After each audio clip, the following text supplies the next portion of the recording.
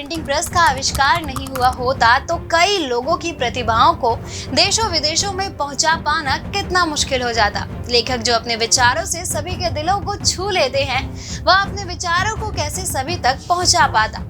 उसकी यह प्रतिभा कुछ लोगों तक ही सिमट कर रह जाती। लेकिन प्रिंटिंग प्रेस के होने से लेखकों की ओर से बताई गई बातें और उनके विचार आसानी से पाठकों तक पहुंच पाती हैं। वहीं प्रिंटिंग प्रेस के आविष्कार के बाद से लोगों के लिए कई तरह के काम आसान हुए हैं। छात्रों का जीवन भी इसी पर निर्भर है। प्रिंटिंग प्रेस की मदद से ही सभी को किताबें मिल पाती हैं। साथ ही कोई शादी समारोह, उत्सव, प्रोग्राम होता है तो उसके लिए भी कार्ड प्रिंटिंग प्रेस के द्वारा ही बनवाए जाते हैं। अब प्रिंटिंग प्रेस का महत्व तो आपको पता चल ही गया, लेकिन क्या आपको पता है कि आखिर इस मूवेबल टाइपिंग प्रिंटिंग का आविष्कार किसने और कब किया था और प्रिंटिंग प्रेस को पहचान कैसे मिली? 15वीं सदी में जर्मनी के योहानेस गुटेनबर्ग ने दुनिया का पहला छापाखाना लगाने के साथ ही हाथ से पुस्तकों की लिखाई और लकड़ी के गुटकों से प्रिंटिंग के अंत की नींव रखी। योहानेस गुटेनबर्ग ने साल 1439 में प्रिंटिंग मशीन का आविष्कार किया। ये एक मूवेबल टाइप प्रिंटिंग मशीन थी। दुनिया की पहली प्रिंटिंग मशीन से उन्होंने बाइबल की छपाई की थी। यह बाइबल आज भी गुटेनबर्ग बाइबल नाम से फेमस है। इस मूवेबल प्रिंटिंग मशीन से छपाई का काम ब्लॉक में अक्षर खोद कर किया जाता था। जर्मनी के मेन्स शहर में 1398 में जन्मे गुटेनबर्ग की प्रिंटिंग मशीन की खास बात यह थी कि इससे छपाई में लकड़ी की बजाय मेटल ब्लॉक का इस्तेमाल होता था। इस मशीन के इजाद होने से किसी भी तरह के पेपर पर छपाई करना आसान हो गया था। ये प्रिंटिंग मशीन रोजाना 1000 से ज्यादा पेज की छपाई कर सकती थी। इससे पहले छपाई की जो तकनीक थी उससे दिन भर में सिर्फ 40 से 50 पेज ही प्रिंट होते थे। गुटेनबर्ग ने वर्ष 1450 में प्रिंटिंग प्रेस के साथ आने के लिए कुछ मौजूदा तकनीकों और अपने कुछ किए गए आविष्कारों को एक साथ जोड़ा, जिसके बाद उन्होंने कागज पर स्याही दबाने के लिए लकड़ी की ब्लॉकों का उपयोग करने की बजाय मूवेबल धातु के टुकड़ों का उपयोग किया। गुटेनबर्ग ने प्रिंटिंग प्रोसेस के माध्यम से सभी तरह के नवाचारों की शुरुआत की, जिससे पृष्ठों को अधिक तेजी से प्रिंट किया जा सके। उनकी प्रेस हर दिन 1000 पन्नों को प्रिंट कर सकती थी।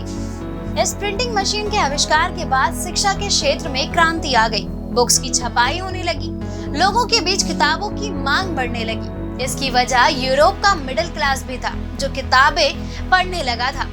गुटेनबर्ग की प्रिंटिंग मशीन में सबसे पहले जर्मन भाषा में एक कविता छापी गई थी। इसके अलावा लैटिन ग्रामर की किताब की छपाई भी इसी से की गई। लेकिन गुटेनबर्ग प्रेस को पहचान बाइबल की छपाई के बाद ही मिली। इस बाइबल की छपाई अधिक संख्या में की गई, जिसके बाद उसे यूरोप के बाहर के चर्चों में पहुंचाया गया। इससे पहले बाइबल बहुत ही कम संख्या में मिला करती थी, क्योंकि इसे हाथ से लिखने में पादरी को 1 साल का समय लगता था। लेकिन गुटेनबर्ग ने इससे भी कम समय में 200 बाइबल की छपाई कर दी। गुटेनबर्ग ने प्रिंटिंग प्रेस में छापी पहली बाइबल 30 फेलोरिन यानी जो उस समय जर्मन की मुद्रा थी में बेची थी। यह उस समय हाथ से लिखी बाइबल से सस्ती थी।